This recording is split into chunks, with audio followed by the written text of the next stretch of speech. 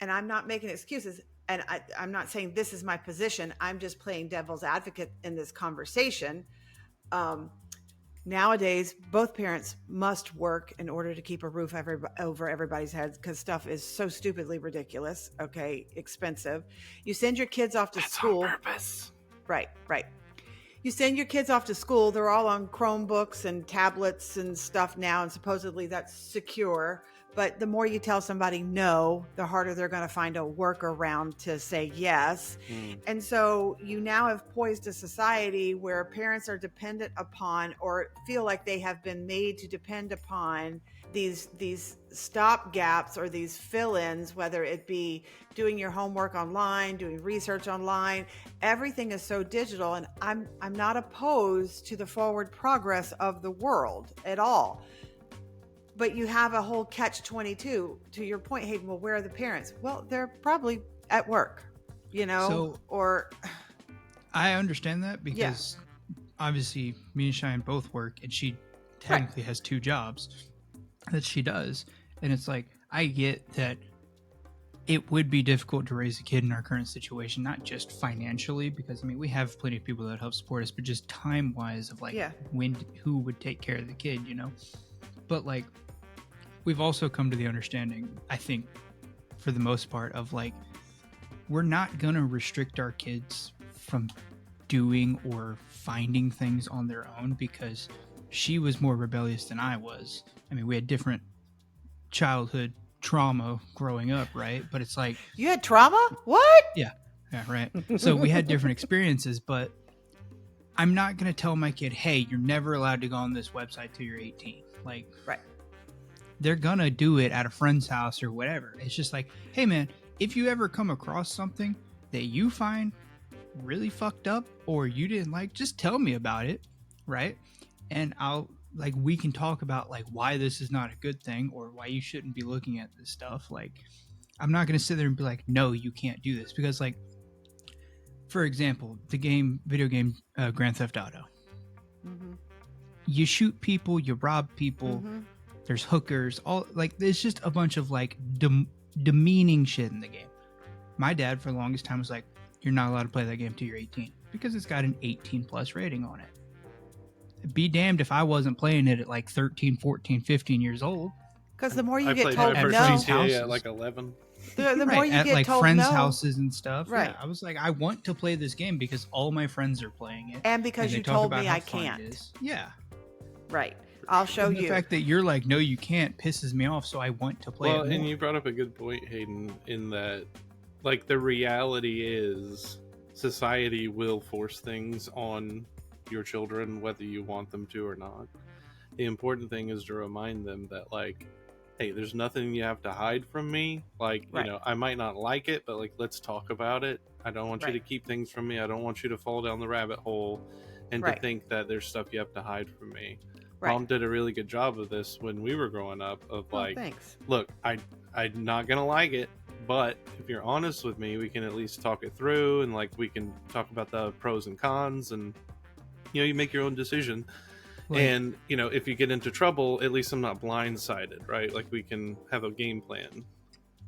So, like, me and Cheyenne have not wildly different views, but differing views on recreational weed. I'm very much, I don't want weed in my household. If anybody wants to smoke it,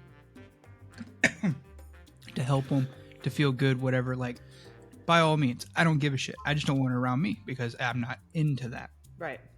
Cheyenne has smoked and sometimes wants to, and I'm like, but like, why? Yeah, what does it do? What is the point, right? And she's like, it just makes me feel good. And I'm like, no, it doesn't. You can find other outlets of that, and she has. Yeah, and just have a beer instead. Right, and she's moved past that, but it's like, if my child were to ever want to smoke weed or smoke weed, I would want them to tell me and not hide it, because my stepbrother growing up hit a lot of the drug use that he did, and he was an asshole, up until he got shipped off to the military. Now he's cool and chill, but like all through high school, dude was a dick, and he knows it. But like, I don't want that to be my kid. I want my kid to tell me if they're unsafe or what they're doing, so I can be prepared to guide them through the situation, even if I don't 100% know how to get through it. This is why people need to read the Bible. Because sin feels good, like right in the beginning and like while you're doing it. But at the end of it, it's always like, oh man, I feel really garbage after doing whatever the thing was. Then later on, you go, well, I want to feel that way again. And you've forgotten how bad it made you feel after the fact. Right. And it's just this never-ending cycle. It's like a hallucinogenic trip. It's like shit is crazy on the way up. And when you're at the peak, like you feel on top of the world. But the down is twice as long and just as terrifying. That's just like living outside the law. Like if you say you have like a drug empire, right? Like you feel like you're on top of the world, okay? Because you got all this money, you got all this power, you got all these women, influence, whatever. But there's always that like, it's going to catch up with you at some point, or somebody's going to turn on you because you can't trust the people around you, right? So it's this pretend thing of like, I have all this great stuff, whatever. When at the end of the day, at least for Christians, we understand like that this world isn't all there is, and like I don't need to be on top of the world here, because like the least in heaven is better than the best on earth, right? And like it feels good, and a lot of people think this might be the only chance they have to live a life, and we just have more to look forward to than just the earth. And I'm not here to like necessarily convert anyone, although that is my calling. But I just think that if more people got exposed to the love of Christ and understood that this temporary like excitement or good feelings or whatever pale in comparison to what comes next, it would be so easy to say no to it. Life is a drama comedy show with commercial breaks in between. All right, that's a good take. Okay, that. Yeah. I didn't mention this earlier, but I want to say that, you know, despite all the backlash, and here's the thing, Twitter and real life are not the same thing, right? Right. So when you see all this backlash on the X.com and you look on Reddit and all these people are losing their mind, in reality, things often look a little bit different.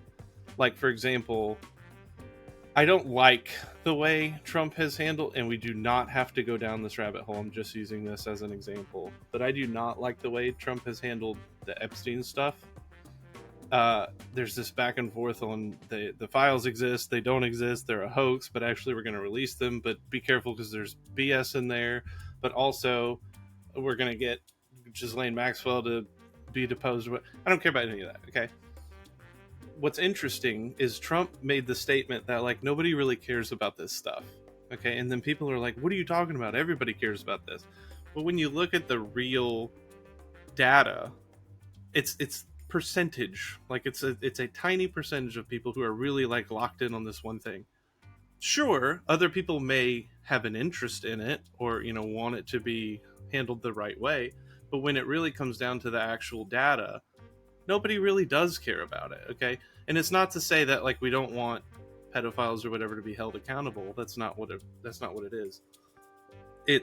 That's not people's number one issue, and it's not going to derail Trump's entire presidency because he mishandled one thing, right? Every other thing in this presidency, in my opinion, has been almost unfettered wins.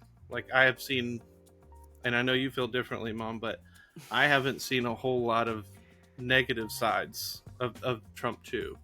But what I was going to say is American Eagle, despite all the backlash they received, their stock went up 16%. Right. As a result of this ad campaign. It's right. So it's the same thing with the, it wasn't DoorDash, Calvin Klein commercial with Brooke Shields. I mean, they couldn't keep him on the shelf, right? Because the other thing that happens, and this is all just great marketing, and how the reptilian part of your brain responds to things. It's true that it's a legitimate lizard thing. People, right?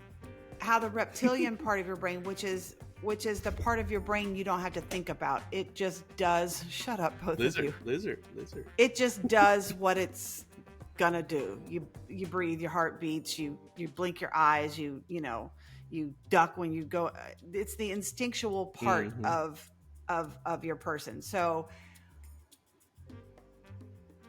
when a marketing campaign can tap into that, hey, kudos, you yay, you did the right thing, right? Because yes, their stock prices went up. Calvin Klein, they couldn't keep them on the shelf because the other side of marketing is they build and sculpt the audience into what they want them to be, right? So like with the Brooke Shields thing, and it's the same thing with this little girl. Wow, hey ladies, if you wear our jeans, this is how good you'll look, right? Because just like men are programmed to don't cry, be the hero, be the breadwinner, all of those old, what I don't consider accurate, stereotypical things, women are coached to, you have to look pretty, you have to have this kind of you have to look this certain way, you have to be this body type, you have to have this color hair to be desirable. I mean, that's what you get trained, like look at Barbie. I mean, my goodness, that's what you get trained on. LeBron's a Barbie. It's what you get trained on as from a young kid up, not intentionally. I mean, your parents aren't giving you a Barbie because they want to skew your self-imagery so bad that you have an eating disorder and have to go to therapy, or they just want to give you a toy to play with. That's what I'm saying. I'm saying your parents are not giving you a Barbie to create those things. Oh, are not. Okay. Society, though, that's just the bonus, right? But wait, there's more that comes along with your purchase. Same thing with men. I mean, they're just different things that affect men. We've alluded to it on this show before about, all the ads for